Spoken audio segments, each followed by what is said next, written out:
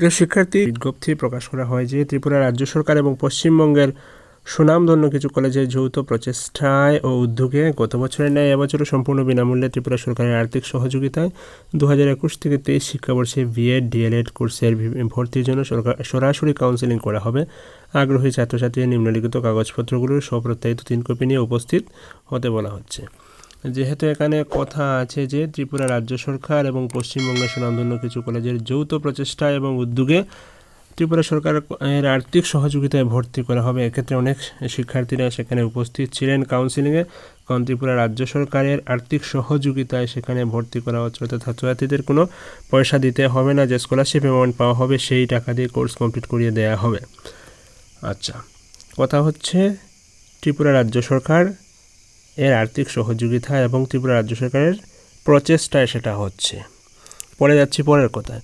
এবং ডেট দেওয়া হয়েছিল হচ্ছে গিয়ে 4 জুলাই, 6 জুলাই, এমন করে 18 জুলাই পর্যন্ত বিভিন্ন জায়গাতে কাউন্সেলিং করা হয়েছিল এবং স্টুডেন্টের কাছ থেকে ফর্ম কালেক্ট করা হয়েছিল বিএড এবং ডিএলএডের। ডকুমেন্ট কী কী লাগছিল, ডকুমেন্টের লিস্টও সেখানে দেওয়া হয়েছিল এবং কন্ট্যাক্টের নাম্বারও দেওয়া হয়েছিল। কন্ট্যাক্ট নাম্বার সেটা হচ্ছে সনাতন মণ্ডল, এই যে কলেজে ভর্তি করাচ্ছেন তার মেইন যিনি, ওনার কন্ট্যাক্ট নাম্বারও সেখানে দেওয়া হয়েছিল।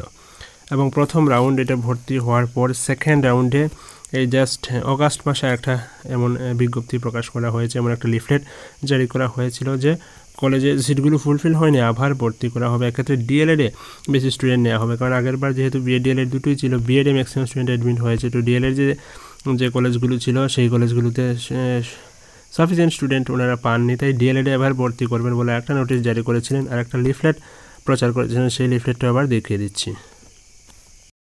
আপনি যদি আমাদের চ্যানেলে নতুন হয়ে থাকেন, এখনও সাবস্ক্রাইব করেননি, তাহলে SMDN টিউটোরিয়াল ইউটিউব চ্যানেলটাকে সাবস্ক্রাইব করে নোটিফিকেশন এনেবল করে রেখে দিন এবং প্রতিটা ভিডিও ডেসক্রিপশন চেক করবেন, কারণ সেখানে ইনফরমেশন দেওয়া থাকে। পরবর্তী সংস্করণে নতুন যেটা লিফলেট জারি করা হয়েছে সেটা হচ্ছে এই সেম লেখা ত্রিপুরা রাজ্য সরকার এবং পশ্চিমবঙ্গের কিছু সুনামধন্য কলেজের যৌথ প্রচেষ্টায়। ওকে, এখানে কিন্তু ত্রিপুরা রাজ্য সরকারের প্রচেষ্টা এবং ত্রিপুরা রাজ্য সরকারের আর্থিক সহযোগিতা এই বিষয়গুলো উল্লেখ করা আছে।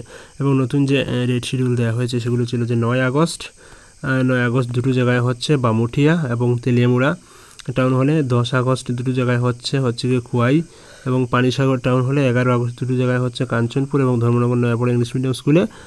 তারপর হচ্ছে 12 আগস্ট হচ্ছে দুটো জায়গায় রয়েছে শান্তিরবাজার এবং বিলুনিয়া, বিলুনিয়া এবং রাজনগর 3টে জায়গায় রয়েছে। 13 আগস্ট রয়েছে আরও 3টা জায়গায়, অমরপুর, উদয়পুর, বিশালগড় এবং 14 আগস্ট রয়েছে আগরতলা হোটেল মায়াপুর প্যালেস। এবং বিএড এবং ডিএলএডের জন্য যে ডকুমেন্টগুলো লাগবে সেই সিরিয়াল ওয়াইজ দিতে হবে বলে দেওয়া হয়েছে, যে মাধ্যমিক অ্যাডমিট কার্ড, মাধ্যমিক মার্কশিট, উচ্চ মাধ্যমিক অ্যাডমিট, উচ্চ মাধ্যমিক marksheet, BA MA BSc MSc যা থাকুক সবগুলো সেমিস্টারের marksheet, caste certificate, PRTC, Aadhaar card, ration card, voter card, income certificate original, SDM থেকে নিতে হবে, অরিজিনাল দিতে হবে, ইয়ারলি ইনকাম 2.5 লাখের কম হতে হবে, bank passbook, migration certificate original দিতে হবে, রিসেন্ট পাসপোর্ট সাইজের ছবি লাগবে। ডিএলএডের ক্ষেত্রেও কী কী ডকুমেন্ট লাগছে সেগুলো এখানে দেওয়া আছে এবং কন্ট্যাক্ট নাম্বার সনাতন মণ্ডল বাবু ওনার নাম্বারও সেখানে দেওয়া আছে, প্রয়োজনীয় সঙ্গে যোগাযোগ করে জিজ্ঞেস করে নিতে পারেন। ওকে, তো এই বিজ্ঞপ্তি জারি করার পর ত্রিপুরা সরকার থেকে একটা অর্ডার জারি করা হয়েছে, সেটা আমরা এবার দেখে নিচ্ছি। 6 আগস্ট 2021 ত্রিপুরা রাজ্য সরকারের পক্ষ থেকে নোটিশ মূলে জানিয়ে দেওয়া হয়েছে যে সংবাদপত্র এবং সামাজিক মাধ্যমে বিএড ও ডিএলএড কোর্সে ভর্তির বিজ্ঞাপনের সাথে রাজ্য সরকারের কোনো সম্পর্ক নেই।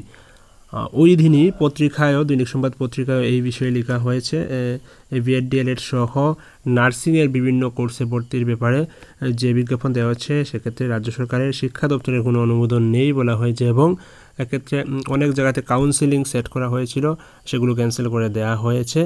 যে কৈলাসহর টাউন হলে একটা কাউন্সেলিং ছিল হচ্ছে গিয়ে B pharma, D pharma, GNM ANM কোর্সে ভর্তির জন্য, এবং সেটাকে ক্যান্সেল করে দেওয়া হয়েছিল। তো যাই হোক, তো ত্রিপুরা রাজ্য সরকারের পক্ষ থেকে যে নোটিশটা জারি করা হয়েছে সেটা হচ্ছে কি সংবাদপত্র এবং সামাজিক মাধ্যমে বিএড ডিএলএড কোর্সে ভর্তির বিজ্ঞাপনের সাথে রাজ্য সরকারের কোনো সম্পর্ক নেই। হোয়ারএজ আমরা যখন দেখলাম বিজ্ঞাপন, তাতে বলা হয়েছে ত্রিপুরা রাজ্য সরকারের প্রচেষ্টা এবং আর্থিক সহযোগিতায় সেটা করা হচ্ছে। যাই হোক, তো ত্রিপুরা রাজ্য সরকার থেকে যেটা জানানো হয়েছে সেটা আমরা পুরোপুরি দেখে নেই। সেখানে বলা হচ্ছে যে বিগত কিছুদিন ধরে স্থানীয় কিছু সংবাদপত্র এবং সামাজিক মাধ্যমে প্রচারিত একটি বিভ্রান্তিমূলক বিজ্ঞাপন এসসিইআরটি ত্রিপুরা এবং উচ্চশিক্ষা দপ্তরের নজরে এসেছে।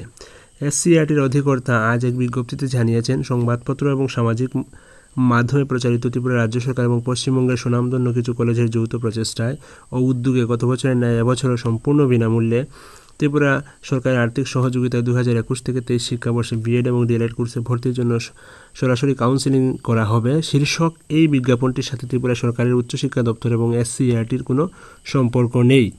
এসসিইআরটির অধিকর্তা রাজ্যের সকল ছাত্রছাত্রী এবং অভিভাবক অভিভাবিকা এবং শিক্ষা অনুরাগী জনগণের কাছে স্থানীয় কিছু সংবাদপত্র এবং সামাজিক মাধ্যমে প্রচারিত এ ধরনের বিভ্রান্তিমূলক বিজ্ঞাপনে প্রভাবিত না হওয়ার জন্য অনুরোধ জানিয়েছেন। তার মানে যেটা করা হয়েছে সেটা ছিল সম্পূর্ণ ভুল। ওকে, তারপর আমরা সনাতন মণ্ডল বাবুর সঙ্গে যোগাযোগ করলাম এই বিজ্ঞাপন সহ। তারপর ওনার রিপ্লাই কি সেটা দেখুন।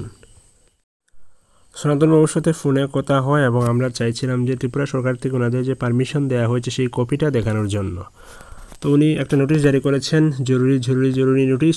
অল ইন্ডিয়া এনজিও ওয়েলফেয়ার অ্যাসোসিয়েশনের সম্পাদক হিসেবে আমাকে জরুরি মিটিংয়ে মধ্যপ্রদেশের গোয়ালিয়রে যাওয়ার কারণে আগামীকালের ত্রিপুরা যাওয়ার আমাদের 3 জনের ফ্লাইট টিকিট ক্যান্সেল করতে হলো। ওকে, তো আগামী 9 অগাস্ট 2021 তারিখ সোমবার থেকে 14 অগাস্ট 2021 তারিখ শনিবার পর্যন্ত ত্রিপুরা রাজ্যের দ্বিতীয় পর্বের বিএড ডিএলএড কোর্সের কাউন্সেলিং এবং প্রথম দফার কাউন্সেলিংয়ের